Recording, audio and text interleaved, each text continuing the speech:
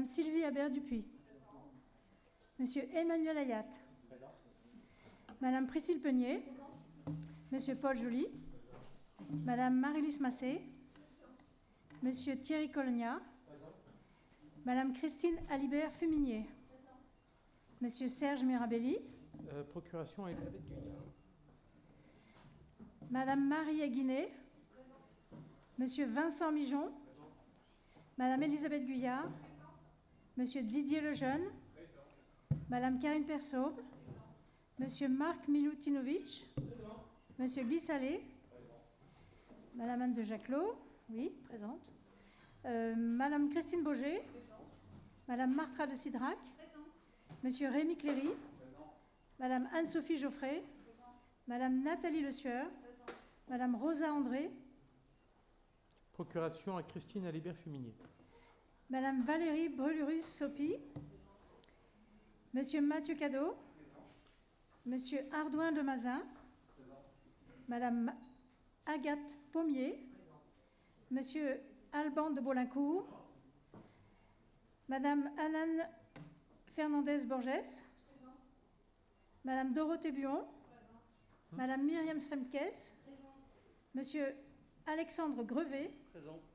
Madame Mathilde Givelet. Monsieur Stéphane Sodo. Présent. Monsieur Abou Ndiaye. Monsieur Brice Parinet. Monsieur Mehdi El Baoui Giraud. Madame Blandine René. Monsieur Thierry Lecomte. Monsieur Philippe Cosson. Madame Marie Béranger. Madame Annie Diette. Monsieur Luc Le Gassner. Monsieur Noé Zavaldi. Merci. Merci Anne. Alors, procès-verbal de la séance du 6 mai dernier, ce qu'il appelle des commentaires, observations, annotations, demandes d'ajout, de modification, de correction, de rature. S'il n'y en a pas, je vous propose de l'adopter. Pas d'abstention, pas de vote contre. Merci beaucoup. Compte rendu des actes administratifs. Si vous avez des observations, merci juste ou des questions, de me lire la page et le point. Comme d'habitude, hein, généralement, quelques mandats spéciaux. Le mandat spécial, c'est ce que l'on fait pour permettre à nos élus d'aller en déplacement. Et Mme Habert-Dupuis était en Pologne le week-end dernier à Konstancin, notre ville jumelle, avec Christine Alibert-Fuminier, Rosa André et M. Grevet. Nous avons eu des tarifs qui ont été amendés, modifiés ou peut-être ajustés. Quelques conventions, souvent pour de l'occupation d'espaces publics ou de domaines publics. Évidemment, les marchés, essentiellement les marchés toujours culturels. Et puis, je crois que c'est à peu près tout de significatif. Je ne sais pas si vous avez des commentaires. Merci beaucoup. Alors, j'en viens à la partie un petit peu plus formelle de notre ordre du jour, en vous précisant que nous allons commencer la procédure de révision du règlement intérieur du conseil municipal. C'est une obligation que nous devons avoir dans les 6 mois après l'installation du nouveau conseil. Certains d'entre vous qui étaient là précédemment y sont peut-être familiarisés. Donc c'est une commission. Cette commission, elle est composée de 3 membres de la majorité et de 2 membres de l'opposition. Donc je demanderai, pas maintenant, mais à chaque groupe de me désigner un représentant qui sera chargé de travailler en commission. Qu'est-ce que c'est que le règlement intérieur de la collectivité? On va parler évidemment de la police des débats du conseil municipal. On va parler des commissions. On va parler également du nombre d'espaces que vous avez dans le journal de Saint-Germain pour votre tribune. Donc on réglemente quelque part un petit peu le fonctionnement de notre conseil municipal entre les différents groupes, majorité et opposition. Donc c'est M. Jean-Baptiste Denevillers, notre secrétaire général, qui a la charge quelque part du secrétariat général de ces travaux, donc qui pourra également vous détailler tout cela. Et la commission est prévue, la première, avant l'été ou après l'été? Avant l'été. Ouais. Avant l'été, la première. Ok. Et la deuxième, juste avant le prochain. Donc quand on dit avant l'été, c'est juillet. C'est On la fera au mois de juillet. Donc si vous avez un membre ou un représentant pour chaque groupe qui soit là au mois de juillet pour qu'on puisse avancer. Donc ça, c'est évidemment quelque chose que l'on va mettre en place. Et la deuxième, je voulais remercier toutes celles et ceux qui sont venus pour la commémoration du 18 juin, et puis certains d'entre vous étaient précédemment Place Mareille pour cette traditionnelle commémoration à la mémoire de René Gatissou, compagnon de la Libération, Saint-Germanois bien connu d'un certain nombre. En tout cas, donc merci en tout cas de votre présence. Et puis, il n'aura échappé à personne que les conditions climatiques étant ce qu'elles sont, je demanderai à tous les rapporteurs d'être particulièrement concis dans l'exposé de leur délibération, de manière à ce qu'on ait un maximum de temps, en tout cas, imparti sur le débat. Mais voilà, on a beaucoup de délibérations qui, honnêtement, sont plutôt assez techniques. Voilà, elles sont ce qu'elles sont, mais voilà, elles sont assez techniques. Elles ne poseront pas, je pense, de difficultés. On a un plat de résistance qui est évidemment le plat financier. Donc, si on veut bien échanger sur ce sujet-là, essayons d'être concis sur toutes les délibérations. Alors, ça va commencer par moi-même.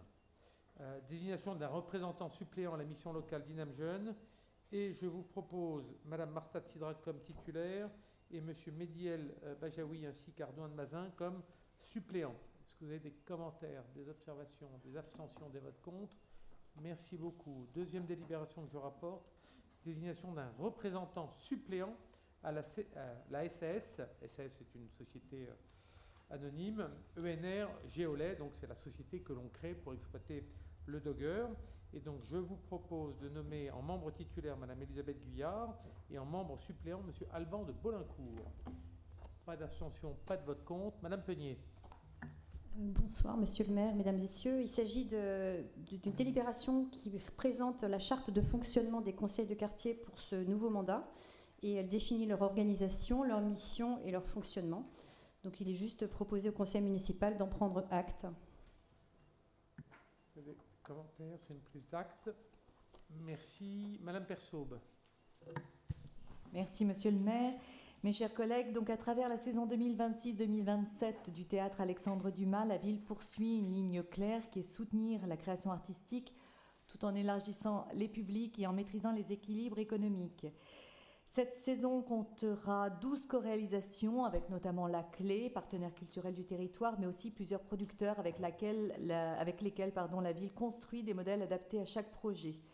L'objectif est simple, maintenir une programmation exigeante, ouverte et accessible, tout en consolidant un modèle culturel responsable. Il est donc proposé au conseil municipal d'autoriser Monsieur le maire à signer l'ensemble des contrats et documents afférents. Et la commission service à la population a rendu un avis favorable à l'unanimité.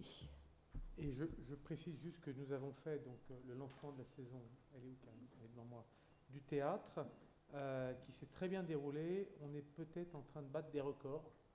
De vente. On verra. Et d'abonnement et d'adhésion et de prévente. Donc, c'est de bon augure pour la suite. Vous avez des questions?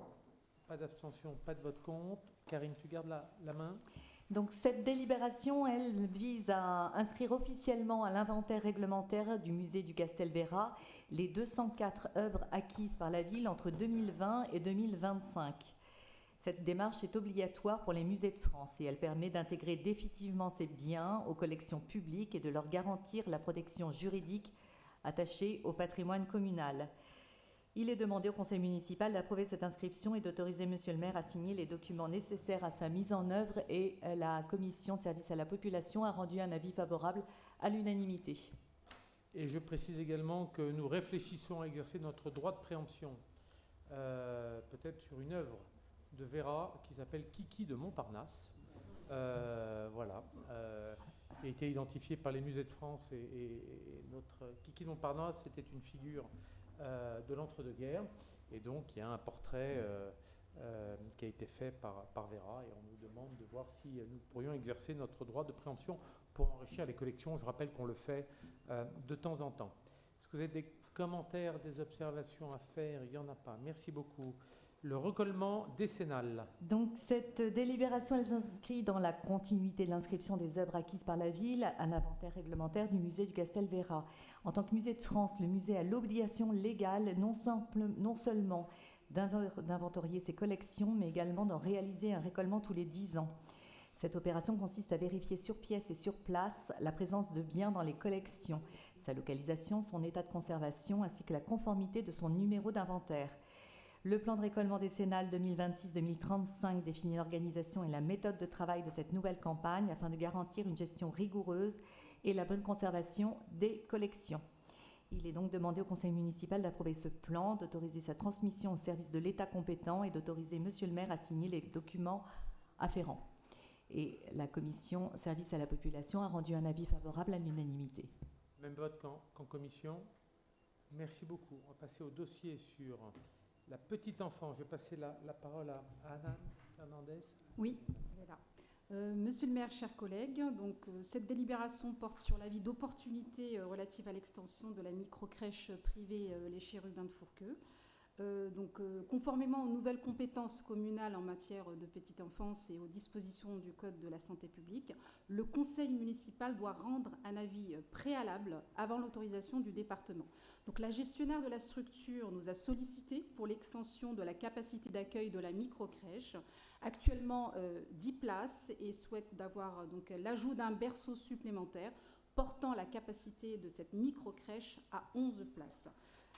Après instruction du dossier, la ville considère que cette extension répond aux besoins des familles et vient donc compléter l'offre existante. Il est donc proposé au conseil municipal d'émettre un avis favorable et au projet d'extension à 11 berceaux. Donc ceci a été voté à l'unanimité à la commission des services à la population. Vous avez des questions? Même vote qu'en commission. Merci beaucoup. Deuxième délibération. Oui, monsieur le maire, chers collègues, cette délibération concerne le renouvellement du label Écolo-Crèche pour la crèche municipale Anne Baratin. Dans le cadre d'une convention avec l'association Écolabel Vie pour la période de 2026 à 2029.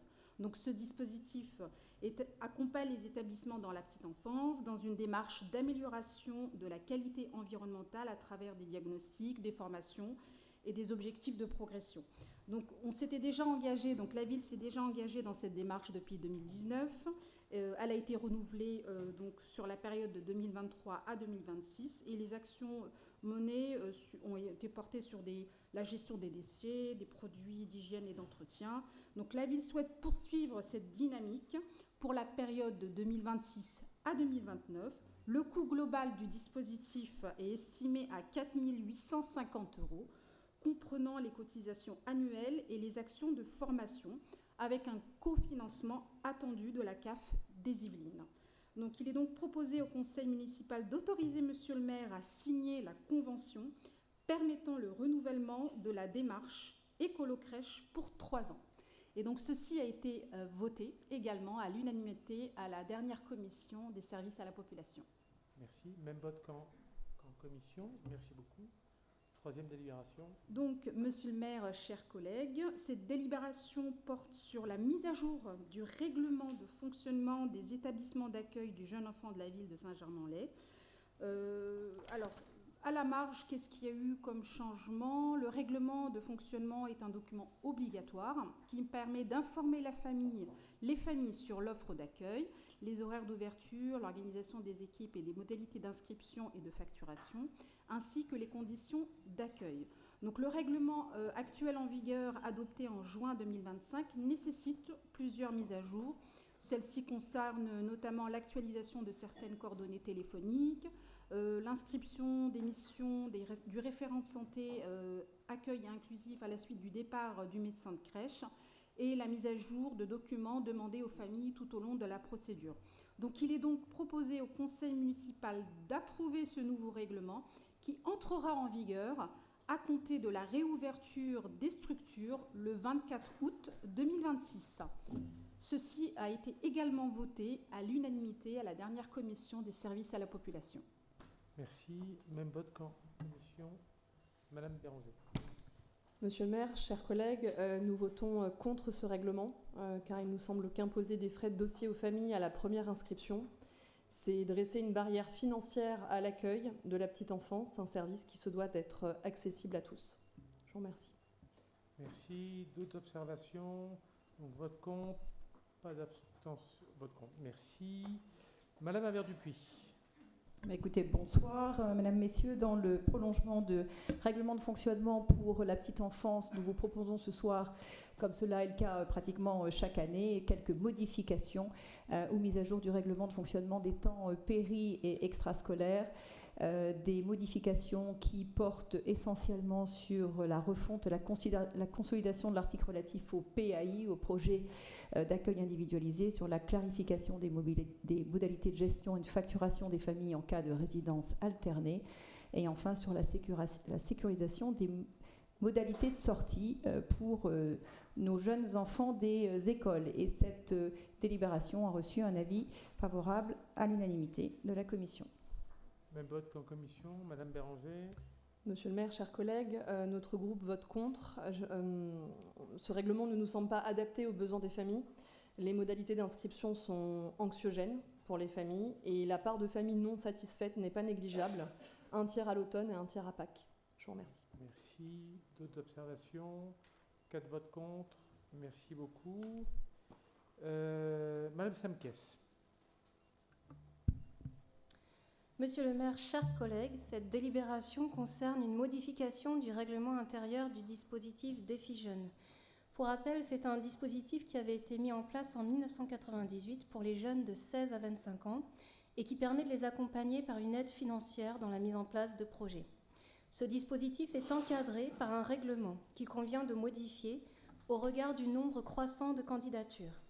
Il s'agit dès lors de mieux définir les modalités de présélection des candidats, d'adapter les modalités de répartition des aides financières pour avoir un petit peu plus de souplesse dans la répartition de la bourse, de mieux préciser le règlement en cas d'abandon de projet et de revoir le calendrier avec une restitution des projets en décembre et non en juin, période de bac pour beaucoup de candidats. Il est proposé au Conseil municipal d'approuver le règlement actualisé du dispositif Défi Jeunes tel qu'annexé à la présente délibération, et le service à la population a rendu un avis favorable à l'unanimité. Des observations, des commentaires, même vote qu'en commission. Merci. Et le règlement intérieur du CMJ. Donc cette délibération concerne là aussi une modification du règlement intérieur du Conseil municipal des jeunes, CMJ. Pour l'instant, il y avait 3 instances, le CMJ pour les écoles primaires, CMC pour les collèges et CML pour les lycées. On propose, avec la fin du mandat, de modifier légèrement le règlement intérieur, de proposer une nouvelle organisation des instances avec leur fusion, donc le CMJ, Conseil municipal des jeunes, de modifier également la manière de candidater en proposant un dossier à remplir, et de clarifier aussi dans le règlement quelques points, notamment sur les engagements qui sont attendus. Il est proposé au Conseil municipal d'approuver le nouveau règlement intérieur du CMJ tel qu'annexé à la présente délibération. Et là aussi, le service à la population a rendu un avis favorable à l'unanimité. Merci. Même vote qu'en commission. Merci. Et enfin, l'accueil des jeunes pendant les vacances scolaires. Et c'est encore une autre modification du règlement intérieur. Donc on profite un petit peu de la fin d'année pour revoir nos règlements. Cette fois, il s'agit de la structure jeunesse pour l'accueil des jeunes pendant les vacances scolaires. Donc cet accueil concerne les jeunes de 11 à 17 ans et on leur propose des activités sportives, culturelles et citoyennes. Il est nécessaire de faire évoluer ce règlement à cause des attentes croissantes des familles en matière d'encadrement et aussi à cause d'enjeux plus contemporains d'accompagnement, de citoyenneté. Nous souhaitons donc clarifier les conditions d'inscription et d'annulation, garantir le cadre d'accueil avec la mise en place de 2 directeurs, harmoniser les règles de conduite et enfin renforcer la communication sur les plannings, les validations d'inscription notamment. Il est demandé au Conseil municipal d'approuver les modifications du règlement de la structure jeunesse tel qu'annexé à la présente délibération et d'autoriser Monsieur le maire ou son représentant à signer ce règlement et tout document afférent à venir. Le service à la population a rendu un avis favorable à l'unanimité. Merci Myriam. Même vote qu'en commission. Merci beaucoup. Convention de mise à disposition d'équipements sportifs avec Cécifoot Saint-Mandé. Monsieur le maire, chers collègues, dans le cadre de notre politique sportive inclusive, nous accueillerons la 25e Coupe de France de Cécifoot les 27 et 28 juin prochains au stade Georges Lefebvre. Cet événement rassemblera une quinzaine d'équipes de joueurs non-voyants et malvoyants. Pour soutenir cette compétition nationale organisée par l'association Cécifoot Saint-Mandé, la ville met à disposition ses terrains et son matériel. Cette aide logistique représente une subvention en nature évaluée à 7 528 €. En contrepartie, l'association animera gratuitement une journée de sensibilisation au handicap visuel pour nos élèves de CM2 dès mardi prochain, le 23 juin, lors du cross des écoles. Il est donc proposé au conseil municipal d'approuver la convention de mise à disposition telle qu'annexée à la présente délibération, et la commission service à la population a émis un avis favorable à l'unanimité. Je précise que le cross des écoles est annulé vendredi et lundi, en raison des températures caniculaires. Donc, vendredi, lundi, c'est annulé, et on verra pour mardi. Mardi, il y a cette animation. Je vous encourage tous à aller voir. Je rappelle que la France est championne olympique, enfin paralympique en titre de Cécifoot. Donc, ils nous ont demandé à être accueillis au camp des loges. On a accueilli ça plutôt avec bienveillance. Donc, c'est une découverte. C'est la première fois que cet événement est organisé, je crois, à Saint-Germain, peut-être dans les Yvelines. Donc, je vous encourage, si vous êtes là ce week-end-là, allez en tout cas découvrir le Cécifoot. Est-ce que vous avez des observations? Pas d'abstention, pas de vote contre. Merci beaucoup. Je passe la parole à Priscille Peunier. Alors, il s'agit d'une délibération portant sur des conventions de mise à disposition d'un local destiné au relogement de 3 associations. En effet, dans le cadre du renouvellement urbain du Cœur des Sources, la ville a engagé la démolition-reconstruction du groupe scolaire Marcel Aimé les Sources. 3 associations occupent actuellement les locaux concernés. Leur activité contribue à l'animation du quartier et au maintien du lien social. Afin d'assurer la continuité de leurs actions, leur relocalisation est nécessaire. La ville ne disposant pas de locaux adaptés, elle a retenu une solution locative auprès du Strategic Center situé 25 avenue Saint-Fiacre. Ce choix repose sur la proximité du site, sa disponibilité immédiate et l'adaptation des locaux aux besoins des associations. Ces locaux seront donc mis gracieusement à disposition des associations Literca, NVTC et du club de bridge. Les charges d'utilisation resteront à la charge dans les conditions prévues par les conventions. Et cet avantage sera valorisé comme une subvention en nature, conformément à la réglementation. Donc il est proposé au conseil municipal d'autoriser monsieur le maire à signer ces conventions d'occupation temporaire pour ces locaux. Et la commission service à la population a émis un avis favorable à l'unanimité. Est-ce que vous avez des observations, commentaires? Pas d'abstention, pas de vote contre. Donc je rassure le président du bridge, monsieur Serrazin, qui est là, en le remerciant de sa patience, parce que ça n'a pas été un dossier simple, et que voilà, pendant la durée des travaux dans le Cœur des Sources, vous allez pouvoir vous adonner à vos activités de bridgeur, notamment puisque vous êtes l'une des 3 associations concernées. Merci en tout cas beaucoup pour les bridgeurs et pour les autres. Et je passe la parole sans transition à Madame Geoffrey pour l'évolution des critères d'attribution du pass local. Monsieur le maire, chers collègues, l'objet de ma délibération est l'évolution des critères d'attribution du pass local des seniors. Le pass local a été créé pour favoriser la mobilité des seniors de 65 ans et plus. Jusqu'à maintenant, les seniors imposables profitaient du pass local gratuit, ainsi que les aides à domicile du CCAS, tandis que les seniors non imposables profitaient du titre améthyste, payé par le département. Et depuis mars 2024, le titre améthyste est devenu payant, 25 € par an. Cette évolution crée une différence de traitement entre les seniors. Donc il est proposé que les seniors non imposables aient également accès au pass local, gratuitement. Autrement dit, tout senior, quels que soient ses revenus, aura accès au pass local. Il est proposé au conseil municipal d'approuver l'évolution des conditions d'attribution du pass local dans les conditions suivantes: être âgé de 65 ans et plus, justifié d'une résidence effective et permanente sur le territoire de la commune nouvelle de Saint-Germain-en-Laye, et ce, sans condition de ressources.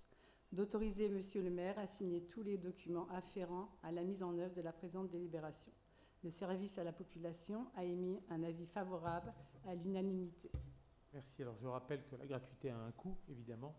Nous avons dépensé 122 000 € l'année dernière pour ce service, que nous sommes aujourd'hui au 1er avril 2026 à 1239, 1240 passes. Ça doit faire quasiment x3 depuis quelques années.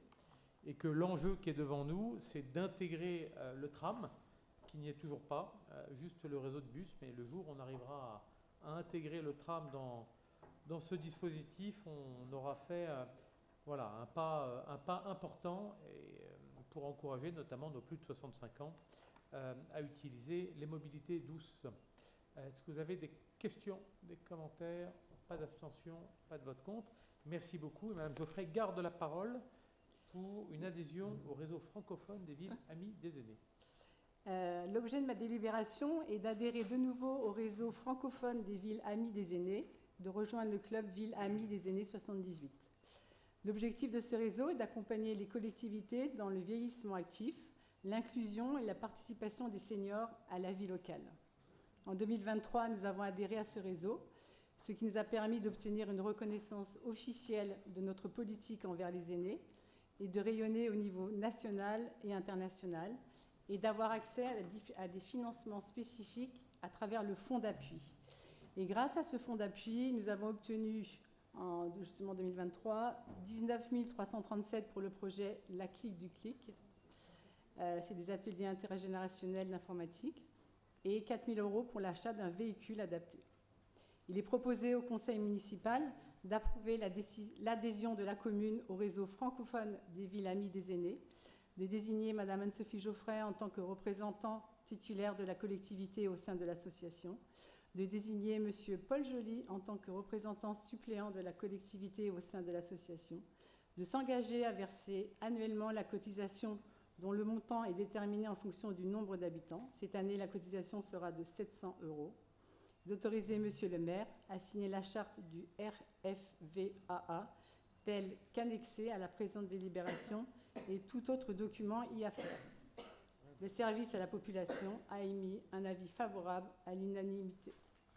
Même vote qu'en commission. Merci beaucoup. Madame Le Sieur, pour le rapport, je crois que c'est une prise d'acte oui, de la CCA. Voilà. Monsieur le maire, chers collègues, donc la loi du 11 février 2005 a rendu obligatoire les commissions communales d'accessibilité dans les villes de plus de 5 000 habitants. Depuis 2023, nous avons le plaisir de vous présenter ce rapport en conseil municipal, afin de vous informer sur toutes les réalisations effectuées en 2025 dans 5 grands domaines. Voirie, espace public, accessibilité des ERP, actions de sensibilisation portées par la ville, solutions d'accessibilité déployées par la ville et l'emploi. Alors, la commission communale d'accessibilité de notre ville est composée de 12 élus, 27 représentants du handicap, d'acteurs économiques, de seniors et d'associations locales, et s'est réunie à 5 reprises en 2025. Un référent inclusion a été désigné dans chaque service pour faciliter le travail en transversalité. Au niveau de l'accessibilité des ERP, donc 87 ERP sont accessibles, 49 totalement, 24 en cours et 14 sont amenés à être détruits. La ville poursuit le déploiement de solutions facilitant l'accessibilité, comme le dispositif Helios pour l'accès téléphonique des personnes sourdes ou malentendantes, l'outil numérique Facility pour adapter l'affichage des sites Internet. 169 caissons de feux sonores ont été installés sur le territoire, soit 28 carrefours relevant de la compétence municipale. Il en reste 6 à aménager d'ici fin juin. Pour information, les carrefours relevant du département ou de la région, on n'est pas forcément prévenu qu'ils sont mis aux normes, comme par exemple le carrefour du Bel-Air qui l'a été. Création de nouvelles places PMR. À ce jour, nous en avons 128 dans la ville. Nous avons réalisé des audits, un à la Maison naturelle de Lucie, un autre avec l'Office du tourisme qui a apporté le label Tourisme et Handicap. Merci Priscille.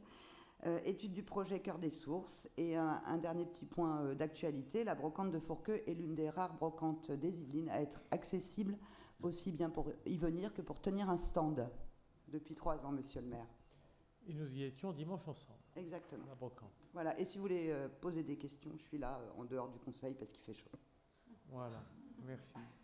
Je ne sais pas si vous avez des questions. En tout cas, si vous en avez, n'hésitez pas à vous tourner vers Nathalie à ce sujet-là. Donc c'est une prise d'acte. Donc nous prenons acte de ce rapport. Alors, sans transition, rétrocession du fonds de commerce Méli-Mélo, 23 rue de l'Aurore, Madame Averdu. Merci Monsieur le maire, Mesdames, Messieurs. Donc, cette délibération vous propose donc la rétrocession du fonds de commerce qui est au 23 rue de l'Aurore, suite à l'exercice du droit de préemption par la ville qui avait été acté en date du 5 septembre 2022. C'était l'enseigne Méli-Mélo que certains d'entre vous peuvent connaître. 3 procédures de rétrocession du fonds de commerce avaient été engagées depuis 2023, 3 procédures infructueuse. En 2025, la société SAS, donc HYC Europe, présidée par M. Yu Kui, avait enfin ainsi présenté une offre de qualité adaptée à l'objectif de la ville de diversité commerciale et d'attractivité de ce quartier. Il s'agit d'une activité d'épicerie asiatique de produits haut de gamme et notamment d'enseignes de produits bio aussi. Et il vous est donc proposé il a donc été décidé de procéder à une cession à l'euro symbolique pour ce commerce, étant donné que pendant 3 ans, ce commerce a été vide et qu'il va nécessiter des travaux non négligeables qui seront opérés par le repreneur SAS HYC Europe. Et la commission service à la population a émis un avis favorable à l'unanimité. Bon, j'espère que c'est l'épilogue, en tout cas, de ce dossier. Vous voyez que c'est compliqué l'exercice des droits de préemption communaux sur l'acquisition des murs commerciaux ou des fonds de commerce. Vous voyez que parfois, on dit que c'est un remède ou une solution parfois miracle à des difficultés, mais en fait, pas tant que ça, parce qu'il faut retrouver des repreneurs. Et là, en l'occurrence, on a eu des brevets de reprise qui n'étaient pas suffisamment qualitatifs et qui, de notre avis, auraient même, à mon avis, peut-être paupériser davantage cette rue de l'Aurore que nous voulons rehausser, d'où l'implantation notamment du marché. On pense que cette offre-là a présenté en tout cas toutes les garanties à cet effet. Donc écoutez, on verra avec le temps ce que ça donne, mais je crois que c'est toujours important d'avoir une cellule vide, retrouver un petit peu d'activité, d'animation commerciale. Est-ce que vous avez des questions sur ce dossier?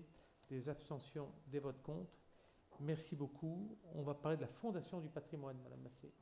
Merci, Monsieur le maire. Mesdames et messieurs, depuis 2019, un partenariat technique et financier a été établi avec la Fondation du patrimoine pour soutenir les propriétaires dans leurs projets de restauration du patrimoine en secteur protégé remarquable. Il est proposé d'attribuer à la Fondation du patrimoine une subvention annuelle maximale de 30 000 € et d'autoriser Monsieur le maire à signer tous les documents afférents. La commission cadre de vie a émis un avis favorable à l'unanimité. Même vote qu'en commission. Merci beaucoup. Acquisition de la parcelle grevée d'une servitude d'espace boisé classé rue du Prieuré. Peut-être préciser où elle est? Oui, elle est au 101 rue du Prieuré, c'est-à-dire c'est la pointe que l'on voit de la route et de la place à Schaffenbourg.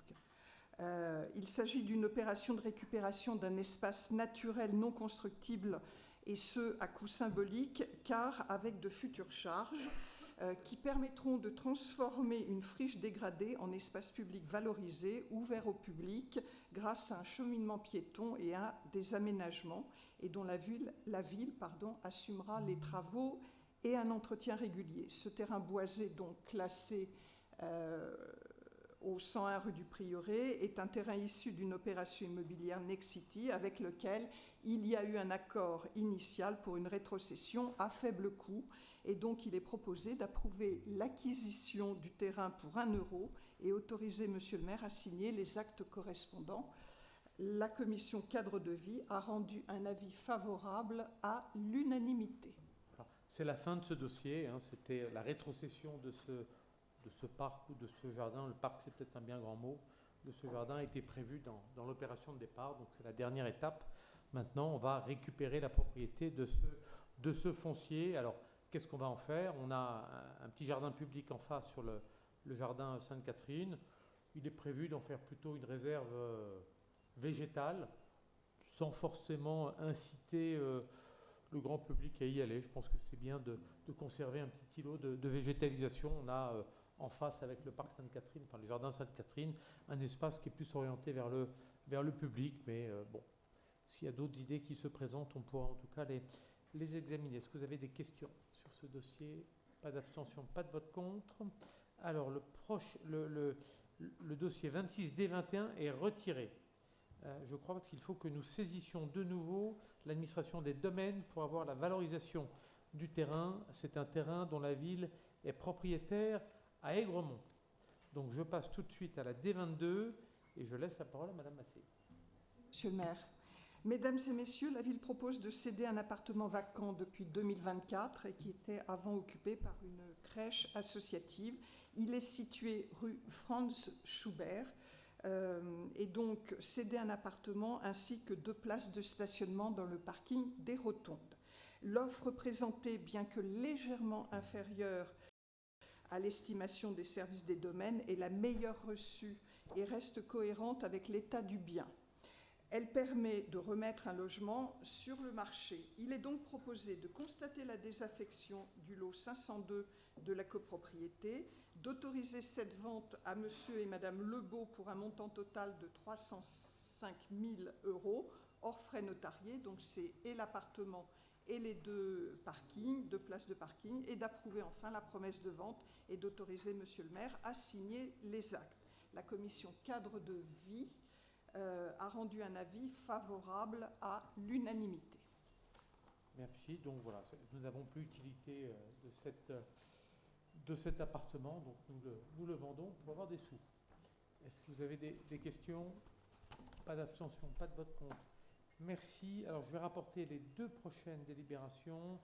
Donc on doit désigner des associations membres de la commission consultative des services publics locaux. Donc je vous propose AVF, Accueil des villes françaises, les ateliers de l'environnement et de la démocratie, et Saint-Germain-en-Laye, entreprise. Je ne sais pas si vous avez des commentaires, pas d'abstention, pas de vote contre. Et la deuxième, on doit désigner des associations membres de la commission de contrôle des comptes des délégataires du service public. Et bien, le suspense est à son compte, je vous propose les mêmes associations. Donc, Accueil des villes françaises, AVF, Atelier de l'environnement et de la démocratie, Saint-Germain-en-Laye, entreprise. Même vote qu'en commission. Merci beaucoup. Monsieur Hayat, adhésion à la centrale d'achat de Seine et Yvelines numérique. Cette délibération, monsieur le maire, vise à permettre à la ville d'adhérer à la centrale d'achat de Seine et Yvelines numérique. Cette adhésion nous donnera accès à des marchés déjà négociés dans le domaine du numérique, notamment pour les licences informatiques et tout ce qui est relatif aux infrastructures à des tarifs compétitifs. Le coût de l'adhésion pour la première année, et d'ailleurs pour les 2 autres suivantes, est de 1 200 €. Et la commission a émis un avis favorable à l'unanimité. Même vote qu'en commission. Merci beaucoup. Actualisation des modalités de recours et des conditions d'exercice du télétravail. Monsieur le maire, chers collègues, première des 3 résolutions suite à la parution des lignes directrices de gestion 2024-2029. Une concertation a été réalisée dans le cadre du CST avec les directions et les personnels. Ont été identifiés 254 postes qui pouvaient prétendre au télétravail. Dans la réalité, en ce moment, 148 agents sont en télétravail. Que faut-il retenir de cette convention? C'est qu'il s'agissait en fait d'harmoniser les habitudes de travail entre les directions, en fait de les rendre équitables d'une direction à l'autre et de les normaliser. Très concrètement, 1 jour maximum de télétravail par agent. Très concrètement, 1 jour par service ou par direction, si vous préférez, doit regrouper tout le personnel. Donc tout le monde doit être présent, en théorie, 1 jour dans la semaine. 3 formes de télétravail, fixe, mobile et variable ou ponctuel, je passe. Cette convention décrit les conditions de travail. Elle décrit également les conditions de demande. Il faut être agent de la ville depuis plus de 3 mois et éventuellement en temps partiel, cela peut être accordé dans certaines conditions. Du matériel est fourni et enfin, cette convention est passée en CST, monsieur le maire, et en commission et a obtenu un avis favorable. Je précise que, pour que vous compreniez bien la mécanique, la plupart des délibérations RH qui vous sont proposées sont passées en CST. CST, c'est l'équivalent de notre comité d'entreprise. Ça s'appelle comme ça. Et c'est la réunification du comité d'entreprise et du comité d'hygiène et de sécurité maintenant. Ça s'appelle comme ça. Pas de commentaires, pas d'abstention, pas de vote contre. L'indemnité de maniement de fonds? Monsieur le maire, je vous propose cette délibération à votre approbation donc de façon beaucoup plus courte. Il s'agit de l'ancienne indemnité de régisseur qui très concrètement a été requalifiée. Deuxième point à retenir, ça concerne 17 agents. Troisième point, une somme de 4 117 €. Elle a été présentée en CST ainsi qu'en commission et a obtenu un avis favorable. Donc en fait, il s'agit d'une requalification. Pareil, c'est vraiment technique là pour le coup. Pas d'abstention, pas de vote contre. Et la dernière? Et la dernière, je vais faire encore plus court. Alors attendez, Pardon. on me dit que peut-être monsieur Level... CIG. Ouais, CIG. Peut-être demander à monsieur Level de partir. J'y vais, mais je reviendrai Et peut-être. de revenir, hein. Pourquoi? Parce que M. Level vient d'être élu président du CIG et c'est une convention entre la ville et le CIG. Le CIG, c'est un syndicat public, hein, mais fait partie des règles de prévention des conflits d'intérêts dont on ne comprend pas véritablement à chaque fois les contours, mais il faut mieux la respecter. La respecter, ça veut dire ne pas prendre part au vote et sortir de la salle, ce qui interviendra tout à l'heure quand on va adopter le CFU. Monsieur le maire, le titre est autoporteur. Il s'agit de la convention relative à la mise à disposition d'agents du CIG pour des missions de conseil en organisation et de ressources humaines. Nous avons une cotisation par agent de 99 € net lors de prestations. Donc c'est du conseil en organisation, éventuellement du conseil RH. Et comme on l'a évoqué en commission, le CIG est très concurrentiel par rapport à n'importe quel cabinet de chasseurs de tête ou de cadre dirigeant de l'État ou de cadre. Voilà. Donc il est proposé de signer cette convention qui nous permet de travailler avec le CIG. Pas d'abstention, pas de vote contre. Merci beaucoup. Alors, en synthèse maintenant, on va aborder les délibérations financières. Je dis en synthèse parce que vous avez eu de nombreux échanges en commission sur le CFU et sur le budget supplémentaire. Je rappelle la mécanique budgétaire. Un CFU, c'est comme un compte de résultat si vous travaillez dans une entreprise ou dans une association. On dégage un boni, c'est mieux quand même. Remarquez, il y a des villes dans notre agglo qui ont un résultat négatif, hein, donc tout arrive, mais pas chez nous. Et avec ce boni, on l'affecte dans le cadre d'un budget supplémentaire. C'est pour ça qu'on fait les choses en séquence. On vous présente les résultats. On passe après les délibérations pour qu'on puisse passer les écritures. Et puis après, on discutera de l'affectation de ce surplus dans le cadre d'un budget supplémentaire. En synthèse, Madame Fuminier. Déjà, j'attends le PowerPoint. Voilà. Ça marche comment?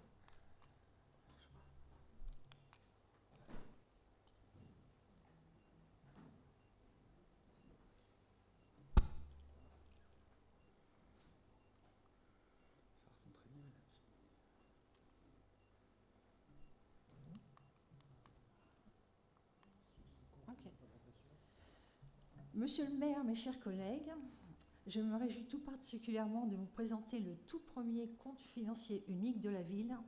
C'est un moment marquant pour notre Assemblée, car avec le CFU, nous tournons la page de 142 ans d'histoire en fusionnant le compte administratif et le compte de gestion.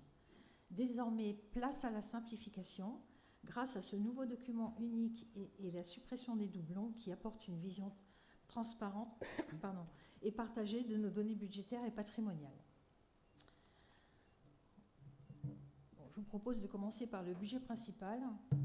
Comme vous pouvez le voir sur ce graphique, nos crédits de fonctionnement affichent un taux d'exécution global de 97%, soit 72,3 millions.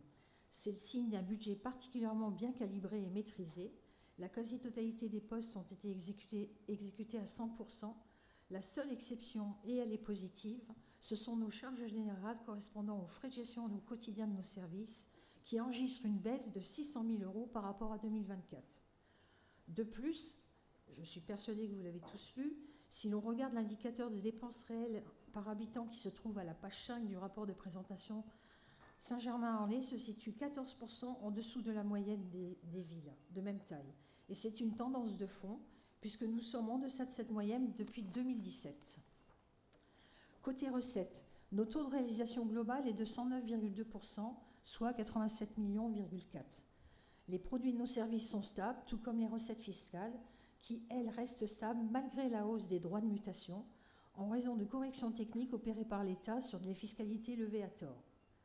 Concernant les contributions prélèvements de l'État, deux évolutions majeures marquent l'année 2025. D'abord, nos péréquations intègrent désormais le fameux DILICO, je vous ai expliqué très longuement en commission, qui est ponctionné directement sur notre fiscalité. Ensuite, et c'est un signal d'alarme majeur, nos dotations enregistrent une première nouvelle baisse de la DGF. Ce recul aggrave la situation déjà profondément injuste, car il nous positionne par habitant à la moitié seulement de la moyenne des villes de même strate, de même taille. Ça veut dire que la ville touche la moitié de DGF par rapport aux villes de même taille. Enfin, sur le plan patrimonial, nous avons parfaitement tenu nos objectifs puisque nous avons réalisé les cessions prévues pour un montant total de 7,4 millions. Passons maintenant au solde de gestion. Notre résultat global est de 18,54 millions. Donc le résultat, c'est la différence entre les recettes et les dépenses de fonctionnement. Cet excellent résultat nous permet de faire face à deux priorités claires. D'une part, nous avons procédé au remboursement intégral d'un emprunt à très court terme de 8 millions qui avait été contracté en 2024 en attente de la réalisation des cessions. D'autre part, le solde nous permet de dégager 10 millions d'autofinancement pour nos projets, pour financer nos projets. C'est un peu notre côté écureuil. Nous optimisons continuellement notre autofinancement pour financer et sécuriser nos investissements de demain. Côté trésorerie, c'est une nouveauté, car cette donnée n'apparaissait pas dans le compte administratif antérieurement. On pouvait la retrouver dans le compte de gestion qui était rarement consulté par les uns et les autres. Au 31 décembre, notre trésorerie s'établit à 11 millions, soit un taux de couverture de nos dépenses de 12%. Si vous regardez le graphique, notre situation est mise en perspective sur une tour de graduation financière qui passe du rouge au vert en transitant par un jaune soufré. La trésorerie de la ville se situe dans une zone verte équilibrée et prudente qui garantit notre autonomie de payer les fournisseurs dans les délais et de parer aux imprévus. Ce niveau de couverture représente environ 55 jours, quand pour les autres communes de même taille, elle se situe plutôt entre 30 et 40 jours. Côté investissement, concernant les investissements, vous avez pu le voir, notre taux de réalisation s'élève à 75%, ce qui représente 22,6 millions. Si on ajoute les reports, on grimpe même à 78% avec 23,4 millions. Je ne vais pas vous lire toute cette liste exhaustive qui figure à l'écran. Vous la retrouvez et même de façon plus détaillée dans le rapport de présentation. Je souhaite toutefois attirer votre attention sur la montée en puissance des travaux du projet Cœur des Sources, qui à lui tout seul représente 13,3 millions, soit 60% de l'enveloppe globale consommée en 2025. Concernant les annexes environnementales, commençons par l'axe 1, qui évalue l'impact de nos dépenses d'investissement sur la réduction des émissions de gaz à effet de serre et la transition vers la neutralité carbone. Pour le dire simplement, cet outil nous permet de passer nos projets au scanner de la transition écologique afin d'en mesurer l'impact réel. Et les résultats de cette analyse parlent d'eux-mêmes. 66% de nos investissements 2025 ont un impact favorable pour l'environnement. 32 ont un impact neutre, ce qui correspond à des opérations classiques de renouvellement et d'entretien de notre patrimoine. Quant aux lignes classées en défavorable, elles sont marginales, elles ne représentent que 2%.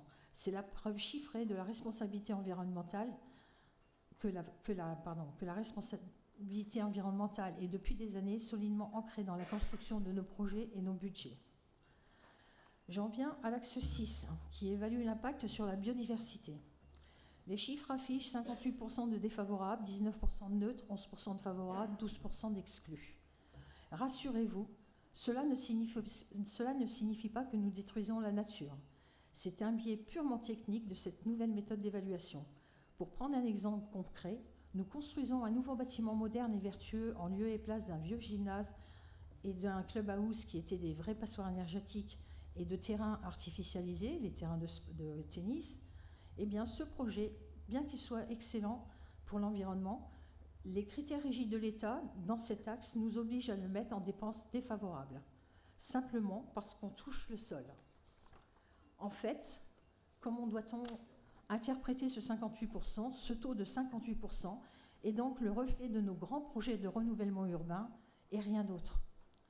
Il est clair que ces nouvelles annexes environnementales vont nous demander collectivement de faire évoluer nos grilles de lecture et de nous familiariser avec ces nouveaux indicateurs pour les interpréter correctement.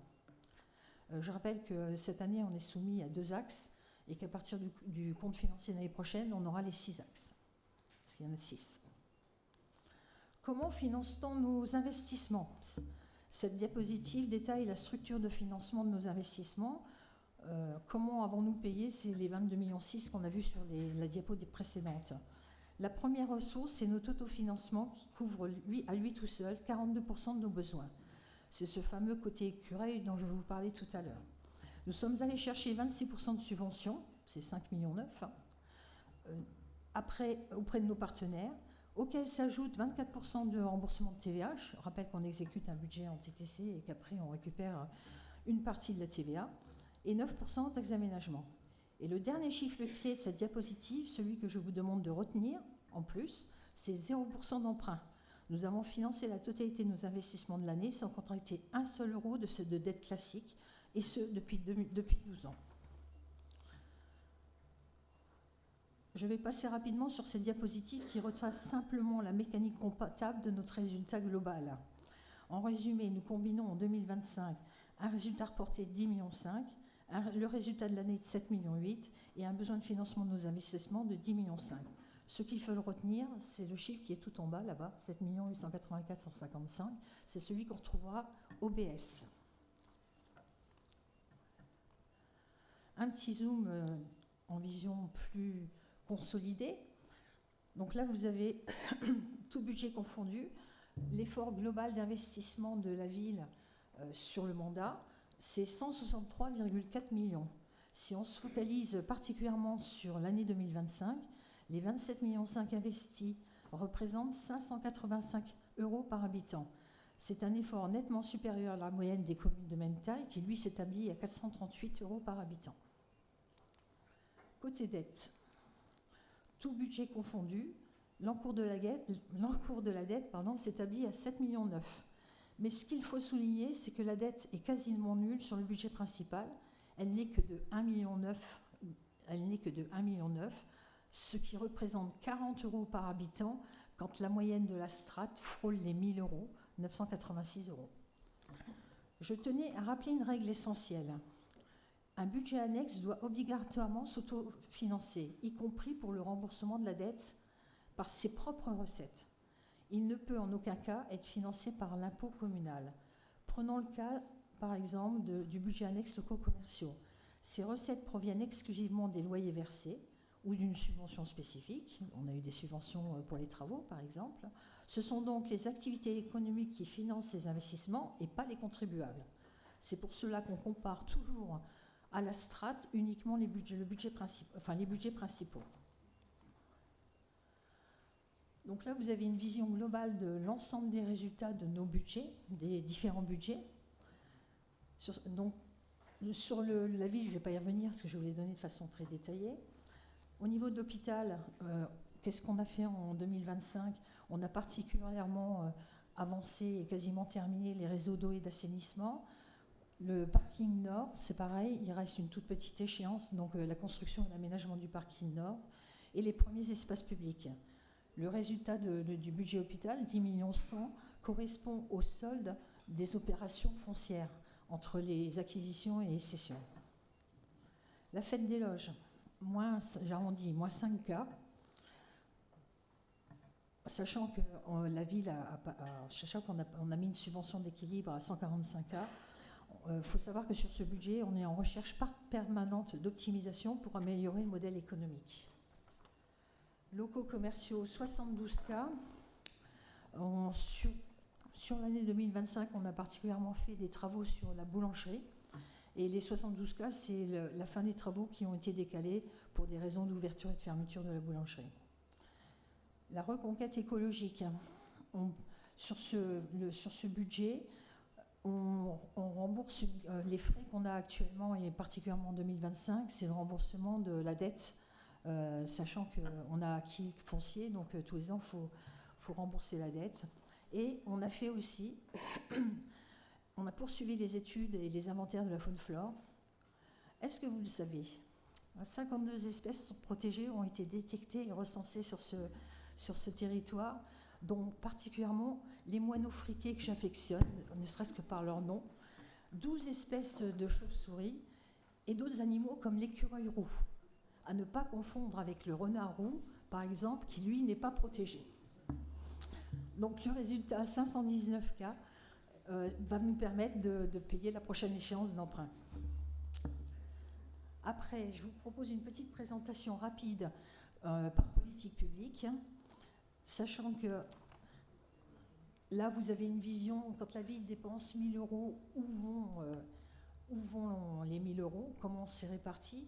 Donc si on regarde l'année 2025, en fonction, vous vous rappelez, au niveau des politiques publiques, on a à la fois les dépenses de fonctionnement, d'investissement et la masse salariale.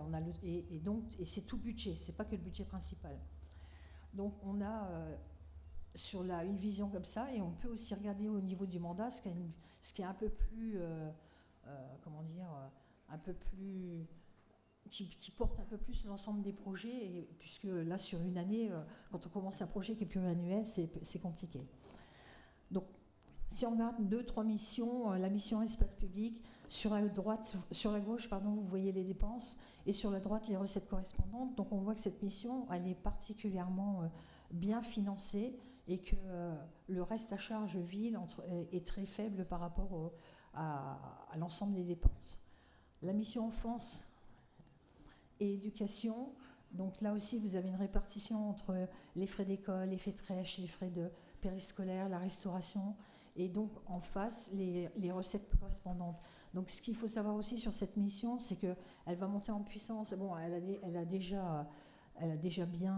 était bien en puissance sur le mandat précédent avec la restauration de l'école Bon Enfant, mais elle va monter en puissance avec l'école des sources.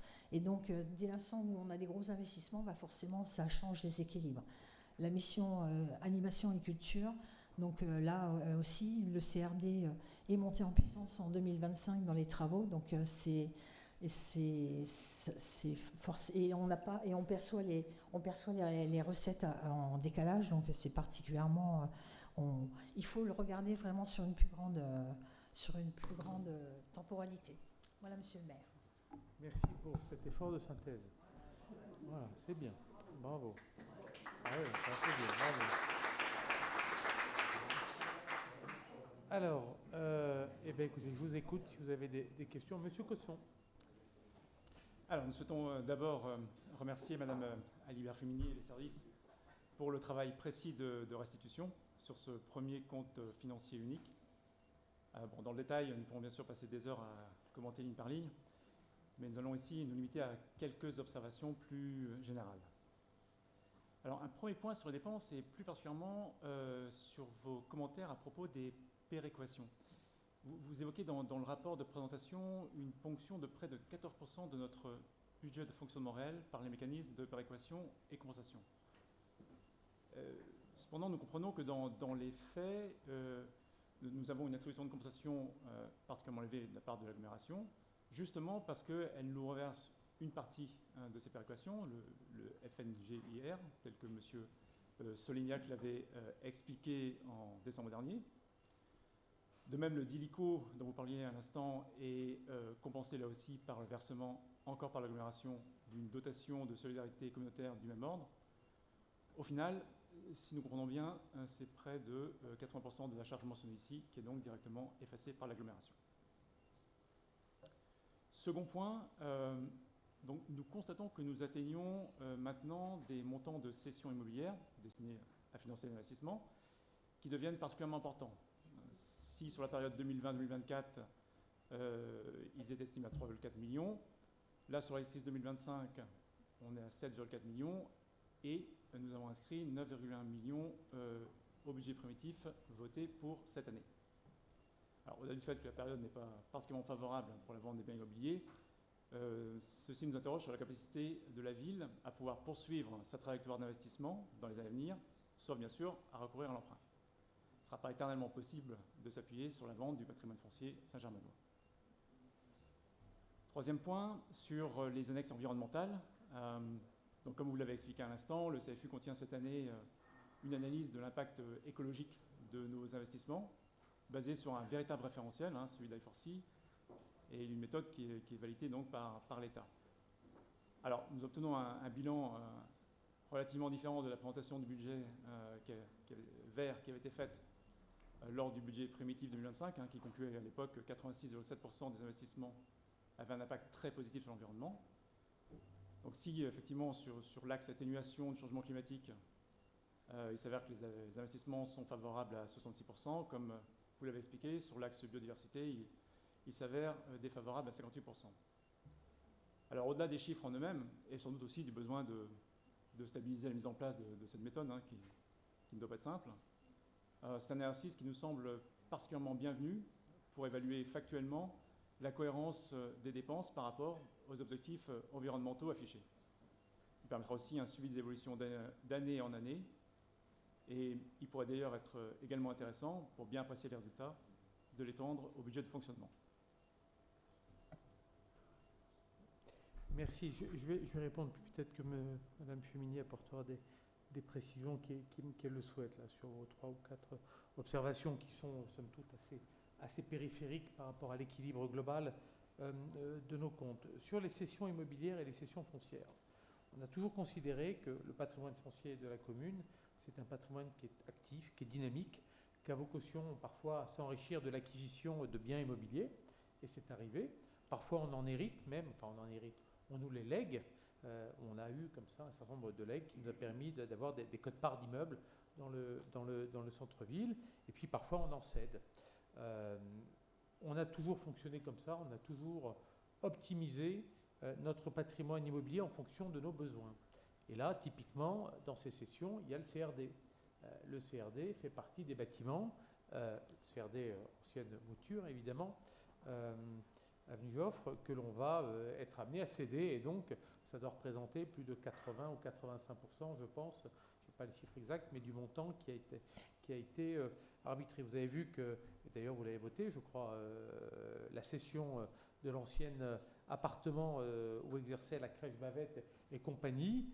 Bon, voilà, ça fait partie cette crèche n'exerce plus à cet endroit-là, cet appartement ne sert plus à rien, en tout cas, et la ville n'a pas vocation à être détentrice de cet appartement, donc on le réalise et on le vend. Donc là-dessus, pour nous, il n'y a pas véritablement de dogmatisme, on est très pragmatique en la matière quand il faut vendre pour réaliser. Et je vais vous dire, on va même se poser la question sur un autre immeuble qui est rue de Fourqueux, qui est le fameux bail Mareil. Je rappelle que c'est un bail amphithéotique, donc la ville est propriétaire du terrain d'assiette, c'est l'immeuble qui est au-dessus de la clé, et nous allons récupérer la pleine propriété de l'ensemble dans moins de 2 ans, à peu près 2029, donc 2 ans et demi.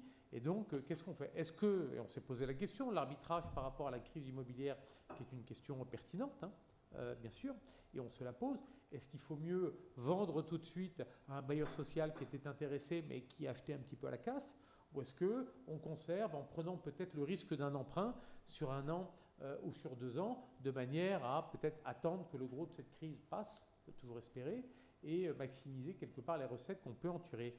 Je précise qu'on a contracté un emprunt in fine de 8 millions d'euros en 2024, on l'a remboursé en intégralité en 2025. Donc dans une ville qui a 0 dette sur son budget principal, enfin 1,9 million d'euros, qui est la dette résiduelle quelque part que l'on avait sur Fourqueux quand on a fusionné, on a des capacités d'arbitrage qui nous donnent de la latitude. Donc, et ça, je trouve que c'est un critère, en tout cas, de bonne gestion. Les annexes environnementales, Christine, je vous laisserai peut-être compléter. Sur les péréquations, il est exact de dire que l'agglomération assume le FNGIR, mais ça, c'est depuis la construction de notre PCI. Le DILICO, heureusement que l'agglo est là pour nous aider, parce que c'est une nouvelle forme de péréquation. Elle peut le faire, pas tout à fait en intégralité, mais elle le fait avec des dotations de solidarité complémentaires qui existaient indépendamment également des nouvelles péréquations. Ça veut dire que si cette nouvelle péréquation n'avait pas été mise en place, c'est peut-être 600 700 000 euros de compléments que nous aurions pu avoir pour financer nos politiques publiques, parce que quelque part l'agglomération nous en reversait une partie, peut-être pas de cette importance, mais au cours des exercices passés. Et puis il y a d'autres péréquations qui parfois ne disent pas leur nom. Je pense notamment aux amendes de police, qui est une nouvelle forme de péréquation mise en place il y a un peu moins de 3 ans par l'État, avec des montants qui fluctuent d'une année à l'autre, quel que soit l'État, quels que soient les gouvernements, j'ai envie de vous dire, et avec des montants qui voilà, ce sont parfois assez compliqués à comprendre dans la définition de leur mécanisme d'application. Voilà, Madame Fumigny, peut-être vous voulez parler des annexes environnementales? Sur les annexes environnementales, comme j'ai expliqué post-commission, on ne peut pas comparer à la méthode maison puisqu'on prenait que certaines parties des axes. N'empêche que si on prend le CA de l'année dernière, on est à 67%, donc on est sur une certaine stabilité avec le CA de cette année. Sur l'axe 6, je viens de vous l'expliquer, dès l'instant où on retire un bâtiment et qu'on en remet un autre, on touche au sol, il pourrait, à mon sens, être plus classé en neutre qu'en défavorable, mais là, pour le moment, la nomenclature nous demande de le placer en défavorable. Mais ça n'a pas un grand lien avec la nature. Très bien. D'autres observations? Alors, s'il n'y a pas d'autres observations sur le CFU, je vais maintenant, puisque c'est la loi, vous quitter. Mais je reviens aussi. Je laisse Madame Aver-Dupuis faire son putsch de début de mandat, et je lui laisse la parole pour l'adoption.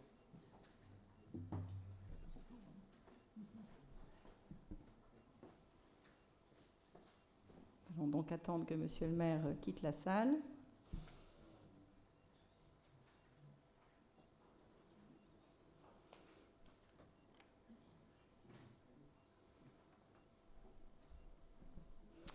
Voilà, mesdames et messieurs, nous allons donc maintenant procéder au vote sur les différents comptes financiers uniques pour l'année 2025.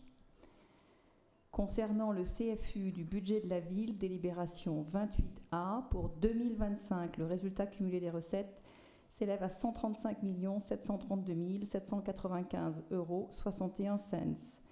Le résultat cumulé des dépenses s'élève à 127 848 640 € 91 centimes, soit un résultat global pour l'année 2025 positif à hauteur de 7 884 154 € 70 centimes. Nous allons donc procéder au vote. Qui est contre? Donc 4 votes contre. Qui s'abstient? Merci. Nous passons maintenant au compte financier unique du budget annexe d'aménagement du quartier de l'hôpital, délibération 28B. Pour 2025, le résultat cumulé des recettes s'élève à 199 853 129 € 25 centimes. Le résultat cumulé des dépenses s'élève à 189 772 626 € 11 centimes, soit un résultat global pour l'année 2025 positif à hauteur de 10 80 503 € 14 centimes. Nous allons donc passer au vote. Qui est contre? Qui s'abstient? Donc 4 abstentions.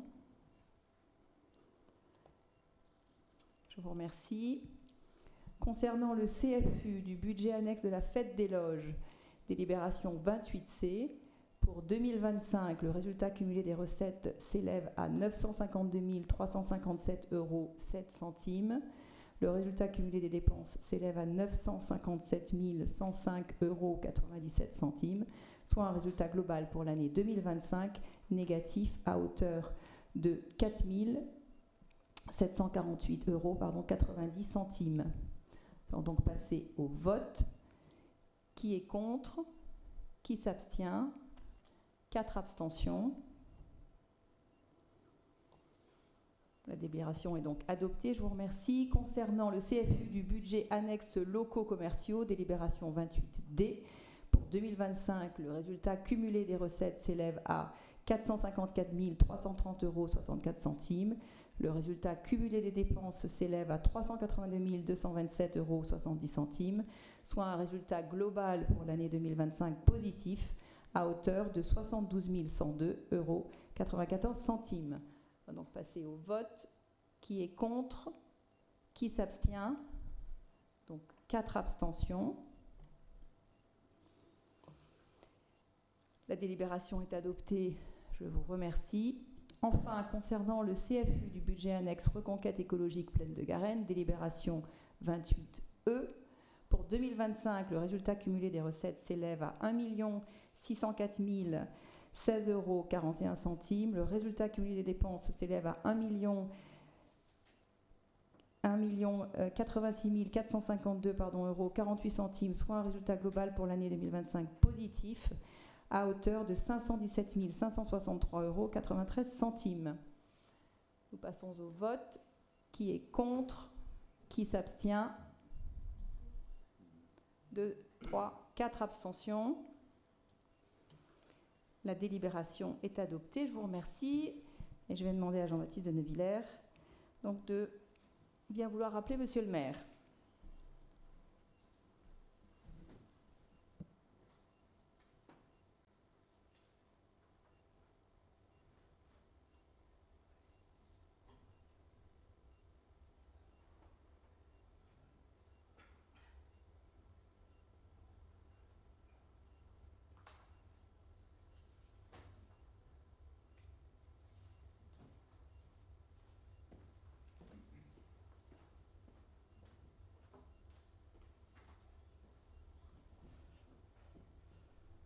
Je vous promets qu'il fait bien meilleur dans le couloir. Il fait vraiment très chaud. Alors, bon, tous les comptes financiers uniques ont été adoptés. Merci beaucoup, Sylvie. L'affectation du résultat, vous ne l'avez pas passé. Donc, on va le faire maintenant. Donc maintenant qu'on a adopté les comptes financiers uniques, il convient d'adopter l'affectation du résultat. C'est vraiment un exercice comptable. Donc pour le budget principal de la ville, on propose d'affecter les 18 361 128 51 au financement du déficit d'investissement pour un montant de 10 477 911 45 et le solde à la section de financement pour 7 883 217. La commission ressources a émis un avis favorable. Pardon ? Tu les présentes tous ? Ah d'accord. Concernant le budget annexe d'aménagement de l'hôpital, donc il est proposé au conseil municipal d'affecter à la section de fonctionnement les 74 524 609,15 en les reprenant au résultat, en les reprenant en compte de résultat, et le déficit de la section d'investissement de moins 64 444 106 101 en reprise de résultat au fonctionnement. Concernant le budget annexe de la fête des loges, la reprise de résultats en fonctionnement pour moins 5001,60 et en investissement pour plus 252,70. Et pour le budget annexe locaux commerciaux, le résultat d'exploitation de 83 846,51 au financement notamment du déficit d'investissement, report inclus pour 11 726,89 et le solde au financement de la section d'exploitation pour 62 119,62. Et enfin, pour le budget annexe de la reconquête écologique de la Garenne, l'excédent de la section de fonctionnement, soit 385 129,36 au financement de la section d'investissement pour 371 008,07 et le solde de 14 129,29 au financement de la section d'exploitation.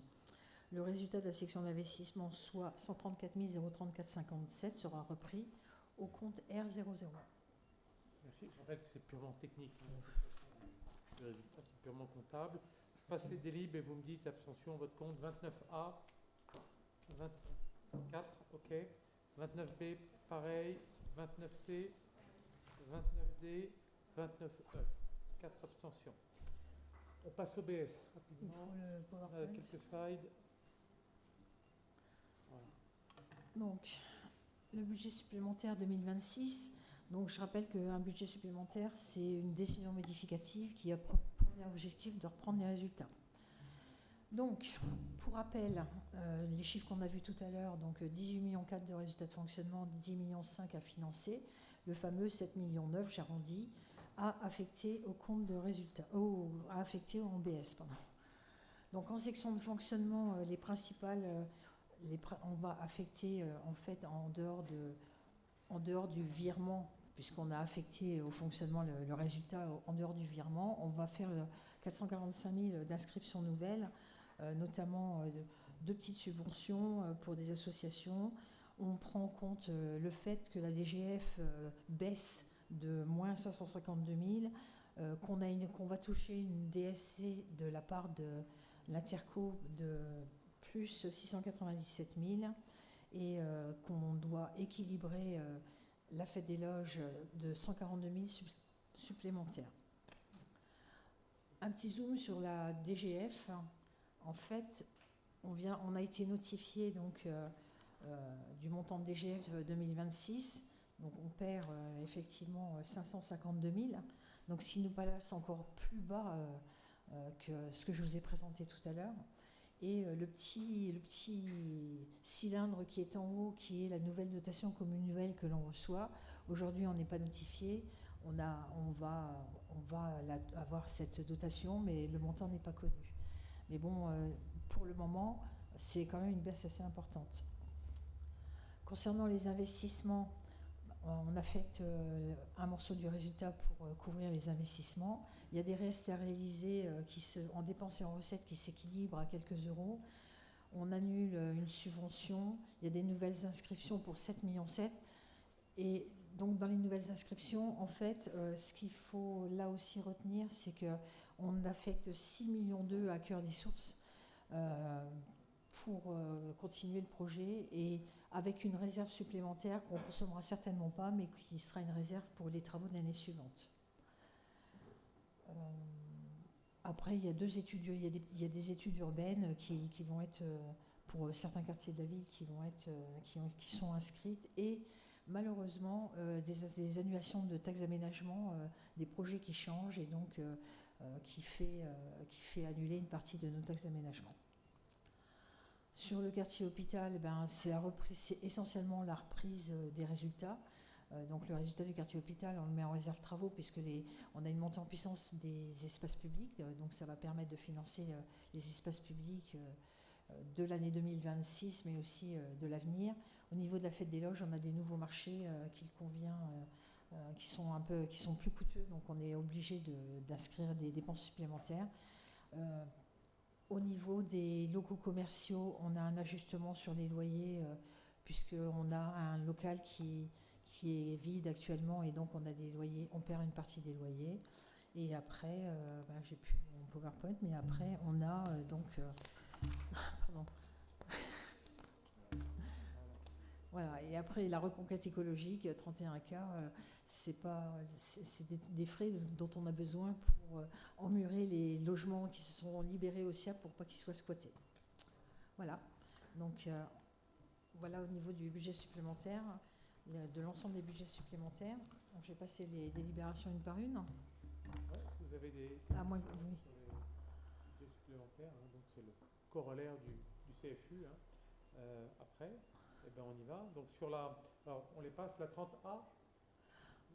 Donc pour le budget supplémentaire du budget principal de la ville, il s'équilibre en dépenses et en recettes à 27 979 852,78, dont 8 060 989 en fonctionnement et 19 910 750,89 en investissement. Pour le budget annexe du quartier hôpital, il s'équilibre à 139 633 715,16, avec en section de fonctionnement 75 189 609,15 et en investissement 64 444 106,01. C'est la prise en compte des résultats. Hein, donc, au niveau de la fête des loges, il s'équilibre à 180 405,30, en dépenses 188 152,60 et en investissement 252,70. Au niveau du budget locaux commerciaux, il s'équilibre à 157 220,27, section d'exploitation 61 517,90, section d'investissement 95 702,37. Et pour le budget annexe reconquête écologique de la plaine de Garenne, il s'équilibre à 536 052,64, avec 31 010 en section d'exploitation et 505 042,64 en section d'investissement. L'ensemble de ces budgets ont reçu un avis favorable à l'unanimité en commission. Alors, pareil que précédemment, vous me dites contre, abstention, 30A, B, C, D et E, pareil. Très bien. Alors, il nous reste quelques tarifs municipaux. Madame Fuminier, vous gardez la Alors en fait, cette délibération a pour but de faire des micro-ajustements sur les tarifs municipaux que nous avions votés en décembre 2025. Notamment, il y a deux tarifs qui sont ajoutés au niveau de la fête des loges, des pénalités et les cabanons qui recouvrent les compteurs. Au niveau du CRD, c'est un arrondi de quelques centimes sur les QF les plus élevés parce que ça permet d'avoir des factures un peu plus lisibles. Au niveau de l'enfance, le tarif extérieur a été arrondi de 5 centimes et on a intégré dans cette liste globale les tarifs de l'urbanisme qui étaient avant votés à part. Vous avez des questions sur les tarifs? Pas d'abstention? 4 abstentions, pas de vote. Alors, la 32, une petite précision. Il y a des risques de conflit d'intérêts. Donc, nous allons sortir. Vous allez voir, c'est intéressant. Hein, tout ce qu'on fait. Donc, on doit adhérer au réseau des villes impériales. Je le préside. On doit adhérer à l'association des maires d'Île-de-France. C'est l'AMIF. J'en suis le vice-président, donc je vais sortir. On va adhérer au CIG. Daniel en est le président, donc il va sortir. Ville et Village Fleury, tu en es le vice-président, tu vas sortir. Et à l'UMI, Vincent Mijon en est le directeur. Donc je vous propose que nous sortions tous les trois. On va respecter l'esprit de la règle.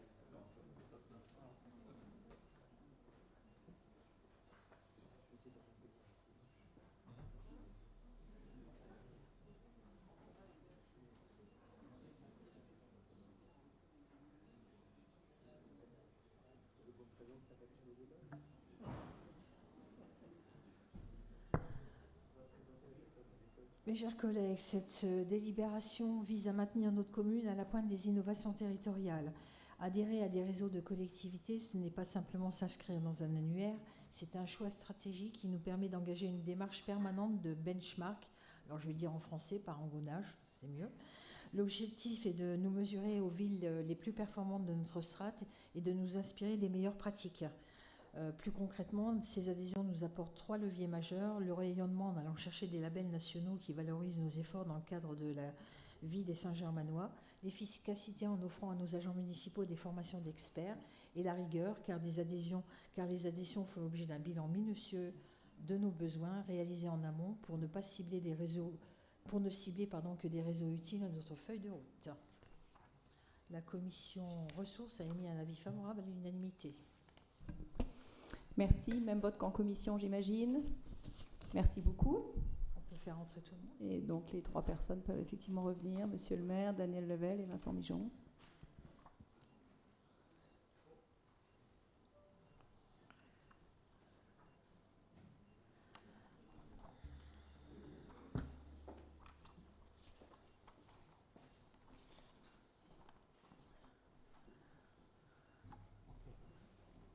Merci beaucoup. Je suis désolé de vous imposer ça, mais c'est pareil au département. Je ne sais pas si c'est pareil à la région. Je crois que c'est pareil. Bon, si vraiment on croit que la prévention des conflits d'intérêts, on y arrive en faisant sortir les gens et qui ne prennent pas part au vote, il faudra m'expliquer vraiment le fond de cette réforme. Mais bon, c'est pas grave. On le fait quand même. Alors, il nous reste dernière délibération. Donc, on a 5 demandes de subventions. Je les fais en même temps. Allez-y, oui, tout à fait. Alors, il y a 2 thématiques dans les demandes de subventions. Il y a une thématique cadrerie et transition écologique. Donc, la première délibération concerne, concerne la rue Pasteur. Dans le droit fil des objectifs de notre plan climat, nous poursuivons nos efforts de reconquête de la biodiversité urbaine. C'est tout le sens de notre projet de végétalisation et de désimperméabilisation de la rue Pasteur programmé pour cette année. Nous souhaitons saisir l'opportunité offerte par la CHGBS et son dispositif Expérimentons la nature en ville. Grâce à ce levier intercommunal, l'agglomération va prendre en charge 60% du coût dans la limite d'un fonds de concours forfaitaire de 30 000 €. La deuxième délibération concerne la création de caniparks. Le respect de notre environnement et du vivant se traduit aussi par la place que nous accordons à l'animal dans notre tissu urbain. Fier de son label Ville des animaux, obtenu avec 3 pattes Saint-Germain, franchit une nouvelle étape en lançant une étude pour la création de plusieurs caniparks au cœur des espaces verts. Il s'agit d'assurer un meilleur partage de l'espace public entre tous les usagers, de faciliter le travail de propreté et d'entretien de nos agents, tout en garantissant le bien-être canin. Nous souhaitons solliciter le programme région solidaire de la région Île-de-France pour obtenir un cofinancement majeur à hauteur de 50% de nos dépenses d'investissement dans la limite de 100 000 euros. Deuxième thématique, attractivité, culture et animation locale. On va parler de Saint-Germain-en-Laye.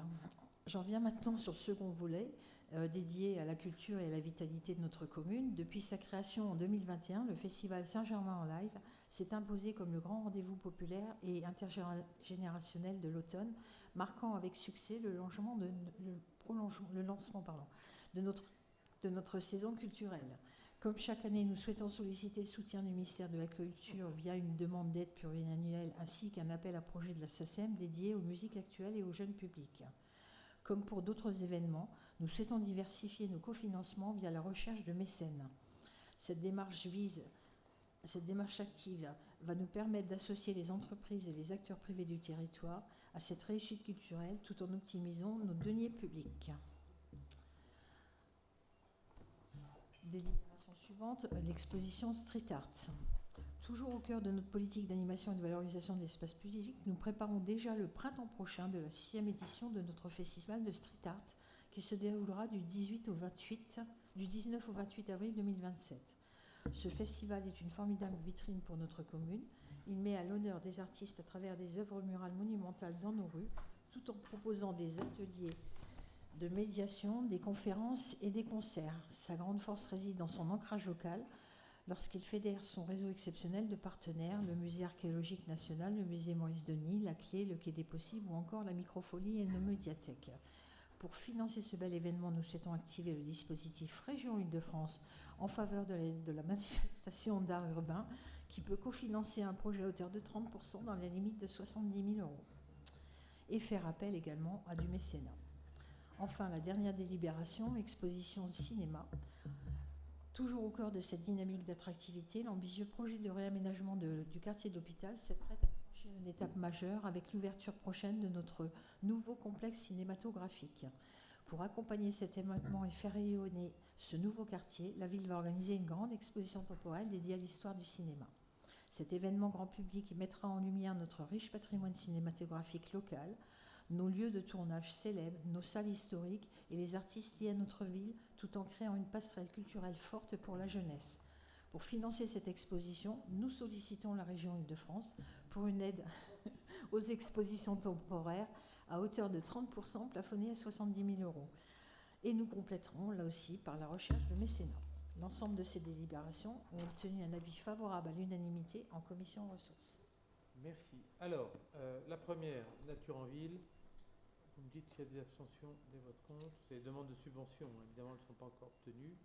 Création de parc canin, Saint-Germain-en-Live, le street art, et puis cette exposition qui est, je m'y attarde juste 30 secondes sur le cinéma.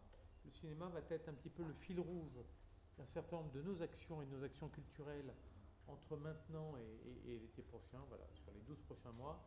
Évidemment, avec au cœur de ça l'inauguration du cinéma, février, mars, avril 2027, dans moins de 8-9 mois. Et donc, on a pris la décision, on a environ tous les 2-3 ans, une grande exposition qu'on organise souvent au Manège Royal.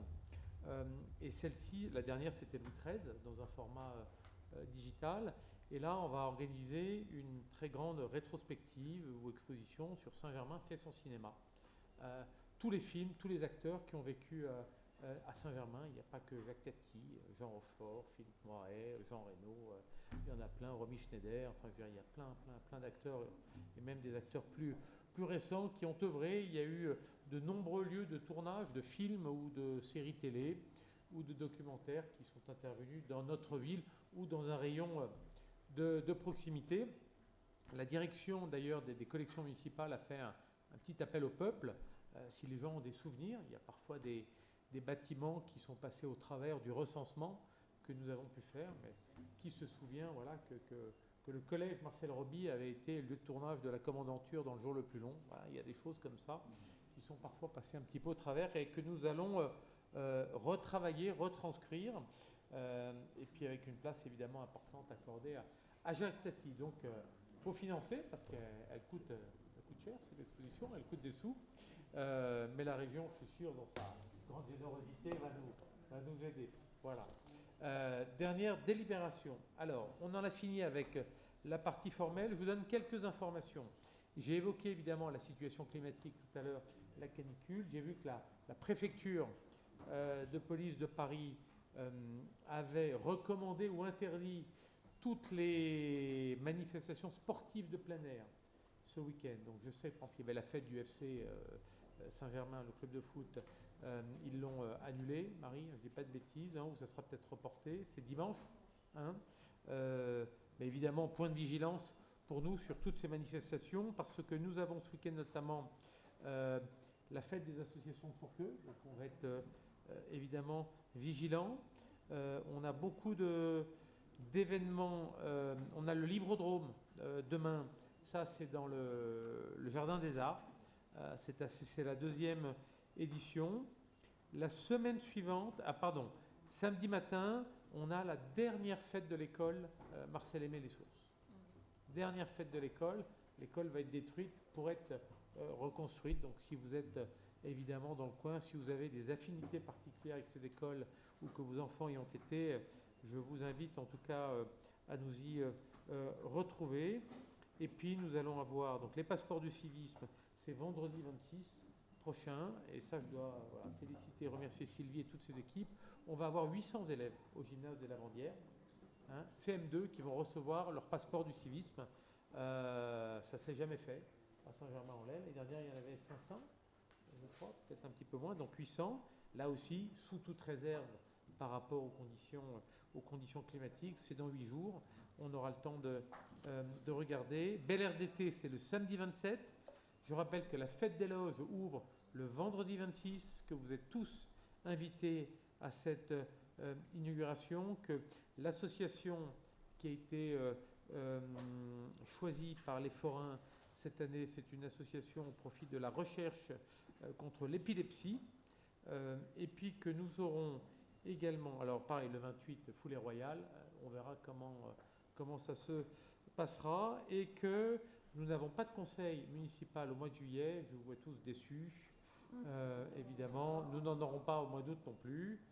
On se retrouvera au mois de septembre pour nos travaux. Mais d'ici là, évidemment, vous connaissez la tradition saint-germanoise de tous nous retrouver, l'intégralité du conseil municipal, pour la fête nationale, qui chez nous n'est pas le 14 juillet, mais le 13 juillet au soir, vous le savez. Je rappelle que nous tenons tous collectivement cette buvette au profit du CCAS. Donc celles et ceux qui ne se sont peut-être pas encore inscrits, qui souhaitent participer, c'est Marie ou Christine? Le formulaire n'est pas parti. Il est parti? Il va partir. Ok. Donc vous pourrez vous y inscrire. Voilà, je vous souhaite une bonne soirée. Merci beaucoup. Non, parce que c'est trop tôt. Elle m'a dit pas avant le 29.